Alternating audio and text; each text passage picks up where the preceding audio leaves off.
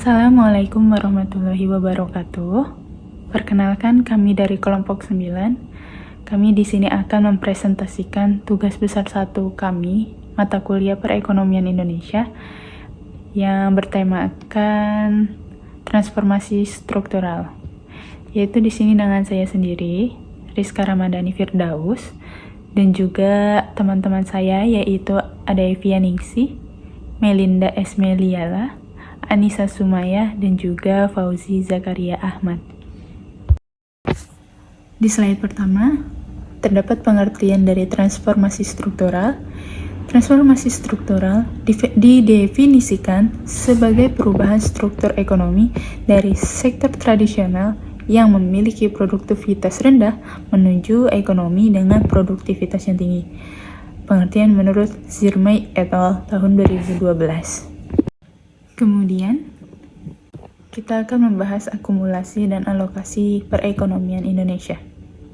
Akumulasi yaitu pemanfaatan sumber daya untuk meningkatkan kapasitas produksi secara terus-menerus seiring dengan pendapatan per kapita suatu negara. Next, akumulasi memiliki proses. Proses akumulasi dapat ditelusuri melalui peningkatan fisikal kapital, yaitu infrastruktur, dan human capital, yaitu tenaga kerja. Next, di sini terdapat indikator adanya proses akumulasi sumber daya produksi, yaitu pertama, pola investasi, di mana pendapatan per kapita naik, persen investasi dan tabungan DN naik, arus modal LN turun. Kemudian yang kedua ada indikator pendidikan, yaitu di mana pendapatan per kapita naik, persen belanja pendidikan naik, school enrollment juga naik. Yang ketiga terdapat indikator keuangan pemerintah, di mana pendapatan per kapita naik, persen penerimaan pajak naik, persen penduduk yang membayar pajak juga meningkat, dan pajak yang diterima dari barang yang bukan kebutuhan pokok juga akan meningkat. Next, ada alokasi. Alokasi yaitu penggunaan sumber daya untuk kegiatan produksi maupun konsumsi. Secara luas, alokasi merupakan proses interaksi antara proses akumulasi dan pergeseran konsumsi masyarakat seiring dengan peningkatan pendapatan per kapita. Next, di sini ada indikator adanya proses alokasi sumber daya produksi, yaitu indikator yang pertama, indikator permintaan domestik, di mana pendapatan per kapita naik yang menyebabkan investasi dalam negeri naik. Kemudian persenan konsumsi, yaitu swasta, pemerintah, non-makanan juga naik, dan persen konsumsi makanan turun. Kemudian yang kedua ada indikator perdagangan internasional, di mana pendapatan per kapita naik, yaitu manufaktur dan jasanya naik. Kemudian persen impor naik dan persen ekspor barang primer turun. Yang terakhir terdapat indikator produksi, di mana pendapatan per kapitanya naik menyebabkan produksi yaitu industri, utility, jasa naik. Kemudian juga persen produksi barang primer turun. Demokrasi perekonomian Indonesia tahun 2021, perekonomian Indonesia tetap tumbuh positif. Ekonomi Indonesia pada triwulan 4 2021 tumbuh sebesar 1,6%. Dan bila dibanding dengan triwulan 4 2020, ekonomi Indonesia tumbuh 5,2%. Dan secara kumulatif, artinya selama tahun 2021 ekonomi Indonesia tumbuh sebesar 3,69%. Pada kuartal pertama 2020, pertumbuhan ekonomi Indonesia masih positif 2,97%. Kemudian di kuartal kedua ekonomi minus sebesar 5,32%, kuartal 4 minus 3,45%, dan kuartal 5 di 2020 minus 2,9%. Masuk kuartal 1 2021, perekonomian Indonesia masih merah BPS melaporkan ekonomi Indonesia minus 0,74% sepanjang periode Januari sampai Maret 2021. Namun akhirnya Indonesia berhasil keluar dari resesi dengan mencatatkan keyakinan ekonomi kuartal 2 2021 tumbuh 7%. Sampai dengan kuartal 3 2021 ekonomi Indonesia mengalami pertumbuhan sebesar 3,24%. Kini memasuki kuartal 4 ekonomi Indonesia semakin tumbuh positif dengan mencatatkan pertumbuhan sebesar 5,2%. Tenaga kerja atau ketenaga kerjaan adalah penduduk dalam usia kerja yang siap melakukan pekerjaan, antara lain mereka yang sudah bekerja, mereka yang sedang mencari pekerjaan, mereka yang bersekolah, dan mereka yang mengurus rumah tangga. Sedangkan menurut pendapat Sumitro Jojo Handikusumo mengenai arti tenaga kerja adalah semua orang yang bersedia dan sanggup bekerja. Menurut KBBI, kata struktur memiliki pengertian yaitu pengaturan unsur atau bagian suatu benda. Jika kedua kata tersebut digabungkan, maka struktur ketenagakerjaan adalah indikator yang membagi populasi penduduk berdasarkan status kerja, menganggur, mengurus rumah tangga, belajar, dan melakukan kegiatan lainnya. Struktur tenaga kerja berdasarkan data Susenas dan Sakernas. 1. Populasi penduduk kerja, jumlah total penduduk semua usia. 2. Penduduk usia kerja, jumlah total penduduk usia 15 tahun ke atas. 3. Penduduk bukan usia kerja, jumlah total penduduk 14 tahun ke bawah. 4. Angkatan kerja terbuka, tenaga kerja termasuk mereka yang memiliki pekerjaan dan mereka yang menganggur tetapi masih aktif mencari pekerjaan atau telah putus asa mencari pekerjaan atau sedang mempersiapkan usaha baru atau sudah diterima tetapi belum bekerja.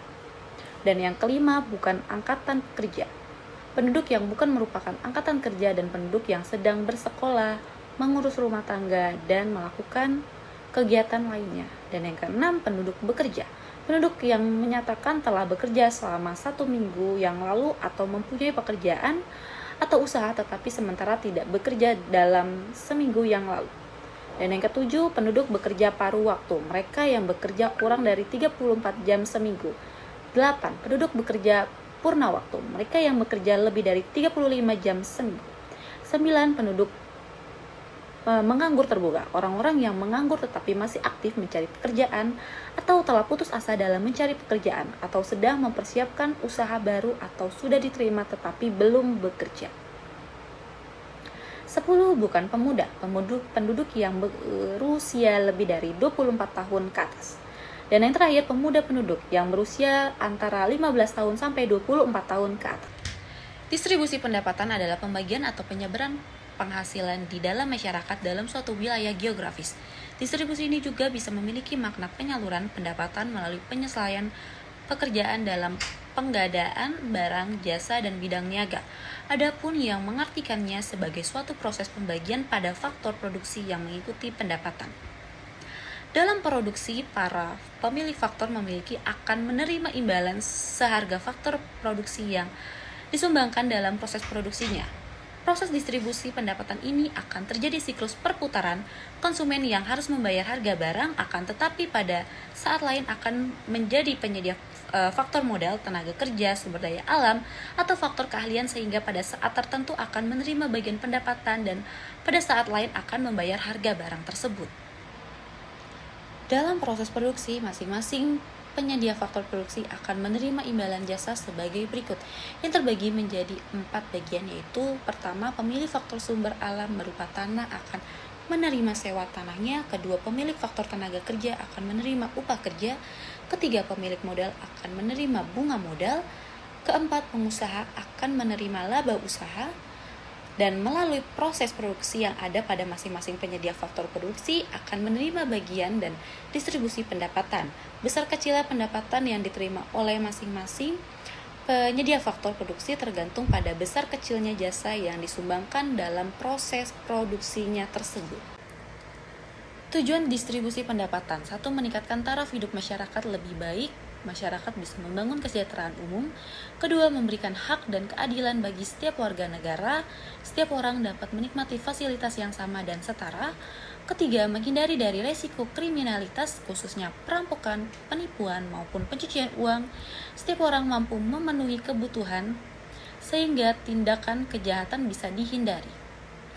4. Menumbuhkan rasa solidaritas dan sosial yang tinggi antar lapisan masyarakat, sebagai contohnya berupa penyaluran zakat kepada orang yang membutuhkan atau orang yang tidak mampu. Faktor-faktor yang mempengaruhi distribusi pendapatan. 1. Pemerataan pembangunan di setiap wilayah. Infrastruktur menjadi bagian dari transportasi, teknologi, industri, dan sistem pendidikan suatu wilayah.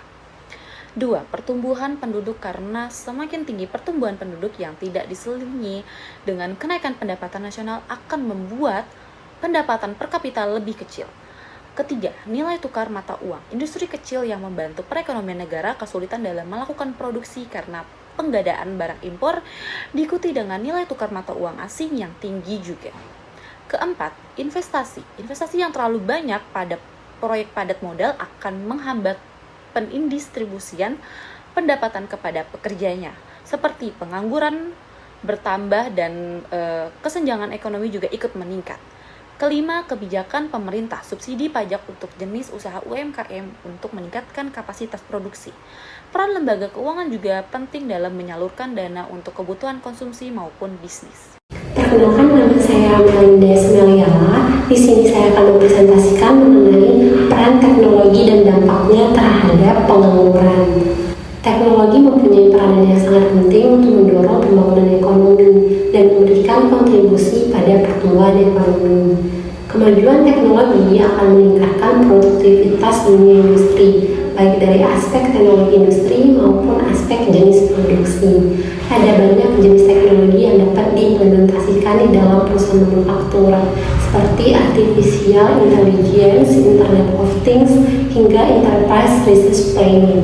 Pertama yaitu artificial intelligence. Artificial intelligence merupakan simulasi kecerdasan manusia dalam program mesin, sehingga mesin tersebut dapat berjalan secara otomatis dengan melakukan rasional dan tindakan secara langsung untuk mendapatkan tujuan.